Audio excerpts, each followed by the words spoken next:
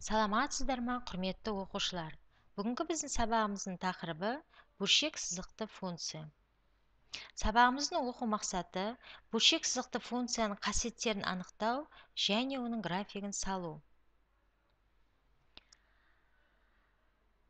Өткен сабақта біз бөлшек сызықты функцияға анықтама бердік. Y тең ax плюс v бөлінген cx плюс d, мұндағы с тең емес 0, ад тең емес vs түріндегі функция бөлшек рационал функция деп аталады. Бөлшек рационал функцияны бөлшек сызықты функция деп те атауға болады. Енді осы функция анықтамасын, қасиетін қолдана отырып, бүгінгі сабақта біз есеп шығарамыз. Бірінші тапсырма. Берілген функцияны y тең k бөлінген x плюс n плюс m түріне келтіріңіз. Шешуі. Берілген функцияны біз бүтін бөлігін ажыратуымыз керек.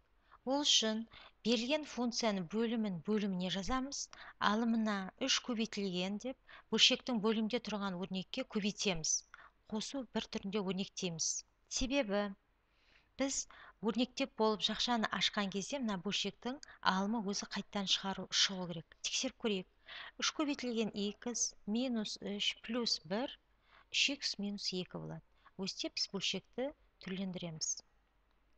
Тең 3x минус 1-ді x минус 1-ге бөлгенде 3 шығады, қосылған 1 бөлінген x минус 1.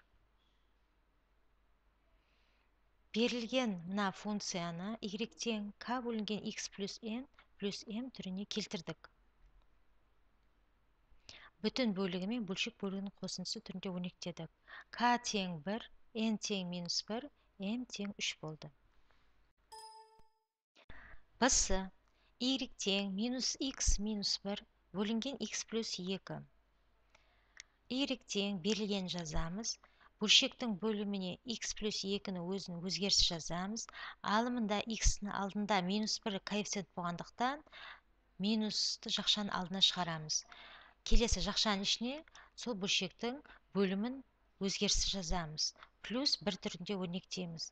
Енді бөлшектің алымын жақшаны ашып тексеріп көрейік. Берілген бөлшектің алымы қайтадан шығу керек. Минус x минус 2 плюс 1. Минус x минус 1 шықты. Тең. Бөлшектің негізгі қасиетін қолданамыз. Минус x плюс 2-ні x плюс 2-ге бөлген кезде минус 1 шығады. Плюс 1 бөлінген x плюс 2. Берілген бөлшектің бүтін бөлігі минус 1 екен. Бөлшек бөлігі 1 бөлінген x плюс 2. Бізде есептегі берілген тапсырма k-ны өрнектеу керек. K бізде 1-ге тең болып шықты. N 2-ге тең болып шықты. Ал m-міз бүтін бөлігі минус 1-ге тең. Екінші тапсырма. Мына функциялардың асимптоталарын табыңдар. Функцияның берілгені асы y тең 2x плюс 3 бөлінген x минус 2. Осы функцияның асимптоталарын табу керек. Шешуі. Берілген функцияның горизонталь асимптотасы және вертикаль асимптотасы болады. Өткен сабақта біз ол функциялардың формуласымен танысқанбыз. Берілген функцияның горизонталь асимптотасы y тең a бөлінген s түрінде табылады, ал вертикаль асимптотасы x тең минус d бөлінген s түрінде өрнектелетінін біз білеміз. Міне осы формулаларды қолданайық. Сонда y тең a бөлінген s формуланы қолданған кезде жалпы бөлшек сызықты функцияның формуласы y тең ax плюс v бөлінген cx плюс d түрінде өрнектелген кезде a-ның орнында бізде берілген функцияда 2 тұр. A-ның орнына 2 қоямыз, s-ның орнына 1 қоямыз. Сонда y тең 2 бөлінген 1 тең 2 шығады. Берілген функцияның горизонталь асимптотасы 2-ге тең екен. Енді келесі вертикаль асимптотасын табамыз. Вертикаль асимптотасы x тең минус d бөлінген s түрінде өрнектеледі. Біздің есебімізде d-ның орнында минус 2 тұр, ал s-ның орнында 1 тұр. Формула қолданған кезде минус, бөлшектің алымы минус 2 бөлінген 1, x тең 2. Яғни берілген функцияның вертикаль асимптотасы 2-ге тең болады екен. Келесі b тапсырмасы. y тең 3x минус 2 бөлінген x плюс 5. Шешуі. Горизонталь асимптотасы y тең a бөлінген c формуласын қолданамыз. a-ның орнында біздің есепте 3 тұр, ал c-ның орнында 1 тұр. 3 бөлінген 1 тең 3 болады.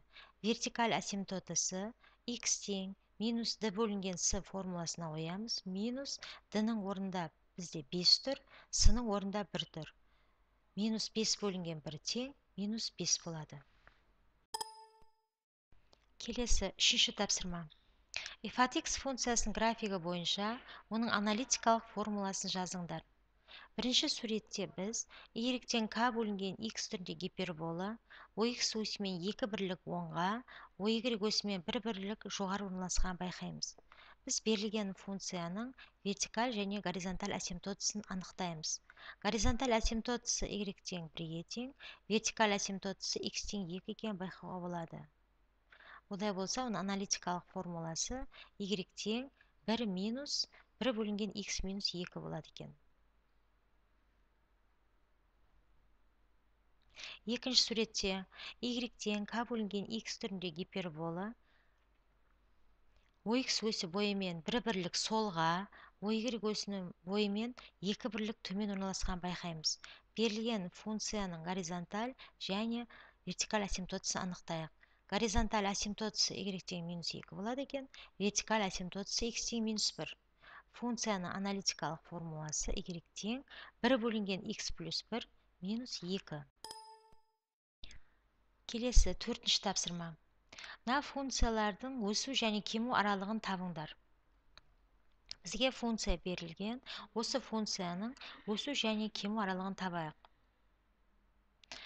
Біз бірінші суретте vs алу ады бөлінген с квадрат кіші 0 екенін байқаймыз.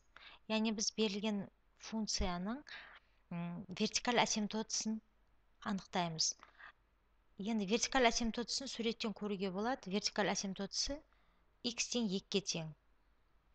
Вертикаль асимптотасы 2-ге тең болды. Өткен сабақта біз айттық, егер де мынау шартты қанағаттандырса, онда берілген біздің функциямыз өседі екен.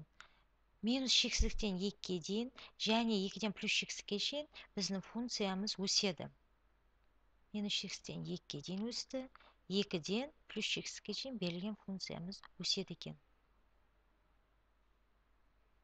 Келесі, екінші графикке қарайық. Екінші графикте, екінші суретте vs алу ады бөлінген с квадрат үлкен 0 шартты қанағаттандырып тұр біздің графигіміз.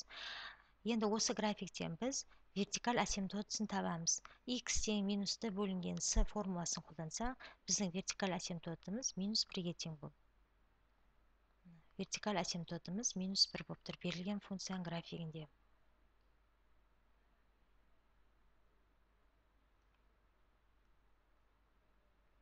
Олай болса, біздің функциямыздың графигі минус шексіздіктен минус 1-ге дейін және минус 1-ден плюс шексіздікке шейін берілген функциямыз кемиді екен.